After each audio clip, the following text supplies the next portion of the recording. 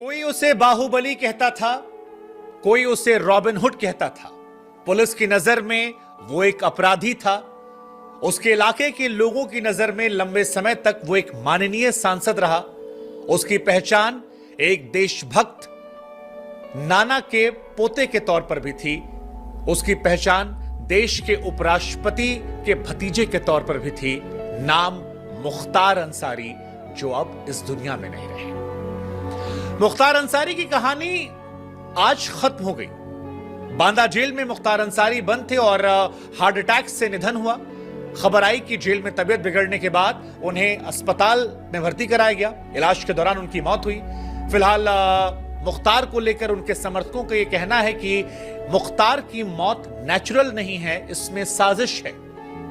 साजिश की कहानी भी इसलिए आती है क्योंकि मुख्तार अंसारी को लेकर बीते कुछ दिनों में कहा गया था कि उन्हें स्लो पॉइजन दिया जा रहा है, धीरे धीरे मारा जा रहा है। हालांकि मुख्तार की मौत की खबरें जो हैं वो कोविड के दौर से निकलती हैं। पहले कहा गया कि कोविड में उन्हें मार दिया जाएगा, बहुत सारी ऐसी कहानियां आती हैं। लेकिन आज की खबर यह आती है कि मुख्तार की जब तबीयत बिगड़ी तो दुर्गावती मेडिकल कॉलेज उन्हें लाया गया और यहीं पर इलाज के दौरान उनकी मौत हो गई।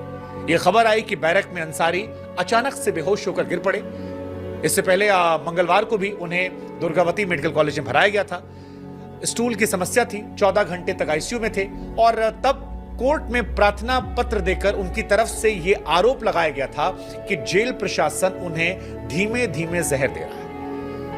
हालांकि जेल प्रशासन और डॉक्टरों की तरफ से कहा गया कि मुख्तार अंसारी को चिप्स खाने के, नमकीन खाने का बड़ा शौक है और ये उनकी सेहत के लिहाज से अच्छा नहीं है, लेकिन क्योंकि दिन रात वो ये सब चीजें कंज्यूम करते हैं, लिहाजा उनकी तबीयत जो है वो खराब हो जाती है। इस बात का फैसला हम इस जांच तक छोड़ देते हैं या उनके चाहने वालों या आप जनता तक छोड़ देते हैं कि मुख्तार की तरफ से 2 दिन पहले ये स्टेटमेंट देना कि उन्हें स्लो पॉइजन दिया जा रहा है, या उनके जो समर्थकों का कहना है, उनके वकील का जो कहना है कि उन्हें मार दिया गया है, ये सही है या ये नेचुरल डेथ है, इस बात का फैसला हम पूरी तरह से आप पर छोड़ देते हैं। लेकिन जो खबर आई है और उसके साथ ही हम आपको इस वीडियो में ये बताएंगे कि मुख्तार अंसारी को आपने सिर्फ एक अपराधी के तौर पर या एक माननीय सांसद के तौर पर या एक रॉबिन हुड की छवि वाले नेता के तौर पर देखा है, लेकिन मुख्तार अंसारी का परिवार इससे कहीं तर रहा है। उसकी पहचान एक सम्मानित घराने से रही है और उसका सच जवाब जानेंगे तो शायद आप भी पहली बार में यकीन न कर पाएं कि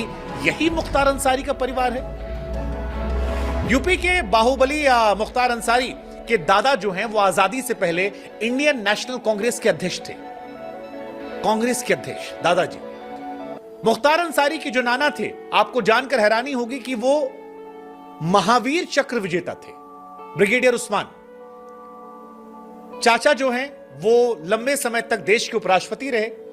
मऊ से 5 बार के विधायक मुख्तार अंसारी का जो परिवार है उसका एक गौरवशाली इतिहास रहा है। हालांकि मुख्तार अंसारी जुर्म के रास्ते पर चल पड़े और 40 से ज्यादा मुकदमे थे। 13 सालों से जेल में बंद थे। जितने उनके मुकदमे थे उतने ही दुश्मन थे और ना मुकदमों की लिस्ट जो है वो कम थी, ना दुश्मनों की लिस्ट कम थी, ना उन पर यह आरोप लगने की कि उन्होंने कितनों को मरवा दिया। हालांकि उनके इलाके में उनकी छवि एक रॉबिन हुड प्रकार के व्यक्ति की थी, एक ऐसा व्यक्ति जो समाज में अपने लोगों की मदद करता है। हालांकि जितने भी देश के बाहुबली हैं, अगर बाहुबलियों का इतिहास आप खंगालेंगे तो हर बाहुबली की छवि इसी तरह से आती है कि वो समाज के एक वर्ग में रॉबिन हुड होता है और दूसरे के लिए खौफ का प्रतीक होता है। कि आप किसी भी जात, किसी भी धर्म, किसी भी मजहब के किसी भी बाहुबली का इतिहास उठा लीजिए, सबकी कहानी एक जैसी है। यूपी के मऊ में मुख्तार की कहानी जो है वो भी अजीब है। बीते 5 बार से विधायक हैं, 13 सालों से जेल में बंद हैं। आप मर्डर का आरोप लगाइए, किडनैपिंग का आरोप लगाइए, एक्सटॉर्शन का आरोप लगाइए, तमाम ऐसे आरोप हैं जो उन पर लगे हैं। 40 से अधिक मुकदमे हैं, लेकिन उनके बारे में कहा जाता था कि दबंगई इतनी थी कि जेल में रहकर न सिर्फ चुनाव जीतते थे बल्कि गैंग भी चलवाते थे। 2005 में मुख्तार अंसारी पर मऊ में हिंसा भड़काने के आरोप लगे। जेल में रहते हुए एक ऐसा घटनाक्रम हुआ जिसने यूपी को हिलाकर रख दिया था। उस दौर में बीजेपी के नेता रहे कृष्णनंद राय की 7 साथियों समेत हत्या का इल्जाम जो है वो इन पर लगा था और यह माना जाता है कि तभी से मुख्तार अंसारी के बुरे दिन शुरू हो गए थे। उस दौर में सरकार अलग थी, बसपा की सरकार आई, फिर सपा आई, लेकिन जब बीजेपी की सरकार आई तब बीजेपी के नेता कृष्णनंद राय और उनके 7 साथियों की हत्या का मामला जोर पकड़ने लगा। मुख्तार के एक जमाने में करीबी रहे मुन्ना बजरंगी, आपको याद होगा मुन्ना बजरंगी की भी हत्या हुई थी। मुन्ना बजरंगी की हत्या जब हुई थी तब यह माना गया था कि मुख्तार अंसारी के दाहिने हाथ को काट दिया गया, क्योंकि मुख्तार अंसारी का जितना 2 नंबर का धंधा था या जितना उनका ये डराने धमकाने वाला काम था, कहा जाता है कि उसकी पकड़ जो थी वो मुन्ना बजरंगी के हाथ में थी। उस खबर ने भी हिला कर रख दिया था कि जेल के अंदर किसी के साथ हत्या कैसे हो सकती है। वो मामला भी अपने आप में बड़ा सेंसिटिव था। लेकिन बीते कुछ समय में जिस तरह से घटनाएं हुई हैं, चाहे इलाहाबाद में अतीक और उसके भाई की हत्या हो जो टीवी कैमरों के सामने की गई थी, या मुन्ना बजरंगी की हत्या का मामला हो, या उससे पहले कुछ घटनाओं में गाड़ियों के पलटने का जिक्र हो। आप याद कीजिए कानपुर वाली घटना, कैसे गाड़ी पलट दी गई थी।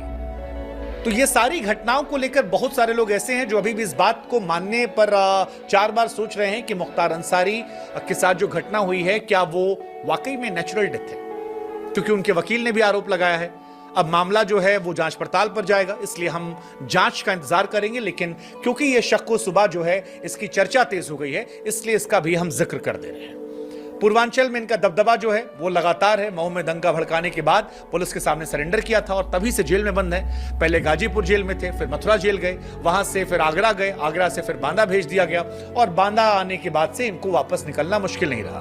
बीच में इन पर आरोप भी लगे थे कि इनकी पत्नी जो है वो इनसे मिलने जाया करती थी। इनके बेटे को लेकर भी आरोप थे कि उनकी बहू भी जाया करती थी। लेकिन आधा खानदान जो है वो फिलहाल जेल की सलाखों के अंदर है या छिप छिपा कर भाग रहा है, और उसके पीछे वजह है ठेकेदारी, खनन, स्क्रैप, शराब, रेलवे ठेकेदारी। इन तमाम जगहों पर इनका दबदबा, उसके जरिए सल्तनत खड़ी करना। इन पर आरोप यही लगता है कि अमीरों से खूब लूटा है, और इलाके के लोग कहते हैं कि लूटा तो अमीरों से है लेकिन बांटा गरीबों में है। इलाके के लोग ऐसा कहते हैं। मऊ के तमाम लोग कहते हैं कि दबंगई नहीं, विधायक मुख्तार अंसारी ने अपने इलाके में काम भी किया है।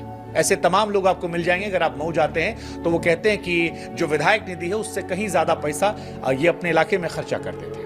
मुख्तार अंसारी के परिवार को मानने वाले भी कई लोग हैं, लेकिन मुख्तार रॉबिन हुड थे, अपराधी थे, बाहुबली थे, एक ऐसा व्यक्ति जो अपराध की दुनिया में बढ़ गया था, बदमाश था, हत्यारा था। ये फैसला हम आप पर छोड़ देते हैं। हम आपको मुख्तार के परिवार की कहानी सुना देते हैं।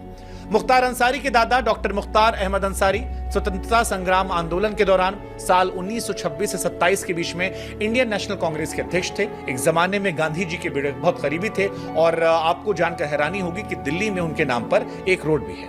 इनके नाना जो थे वो नवशेरा युद्ध के नायक थे। दादा जो है वो नामचीन थे, लेकिन नाना जो थे उनका सम्मान और भी ज्यादा है। कभी लोग जानते हैं कि महावीर चक्र के विजेता ब्रिगेडियर उस्मान मुख्तार अंसारी के नाना थे। 47 की जंग में न सिर्फ भारतीय सेना की तरफ से नौशेरा की लड़ाई लड़ी, बल्कि हिंदुस्तान को जीत दिलाई। हालांकि इस जंग में वो शहीद हो गए थे और मरणोपरांत उन्हें महावीर चक्र दिया गया था। पिता बड़े नेता थे, चाचा जो थे वो उपराष्ट्रपति थे। खानदान की विरासत को मुख्तार के पिता सुभानुल्लाह अंसारी ने आगे बढ़ाया। कम्युनिस्ट पार्टी के नेता के अलावा उनकी एक साफ सुथरी छवि थी, और 1971 के नगर पालिका चुनाव में निर्विरोध चुने गए थे। उनके चाचा हामिद अंसारी आप सब जानते हैं कि देश के उपराष्ट्रपति रहे। बेटा अब्बास अंसारी जो है वो भी नाम जो है कमा चुका है। अगली पीढ़ी भी हैरान करने वाली। अब्बास अंसारी भले ही राजनीति में ना हो, लेकिन गन शॉट शूटिंग में इंटरनेशनल खिलाड़ी, दुनिया के टॉप 10 शूटरों में शुमार अब्बास न केवल नेशनल चैंपियन रहे बल्कि दुनिया भर में कई पदक जीतकर नाम रोशन कर चुके हैं। हालांकि अब खानदान बढ़ाने की जिम्मेदारी इनकी है, लेकिन मुख्तार और उनके भाई पर कई तरह के आरोप जो हैं वो लगते आए हैं, और इन दोनों भाइयों की कहानी जो है गाजीपुर के आसपास में एक रौबदार तरीके सुनाई दी थी।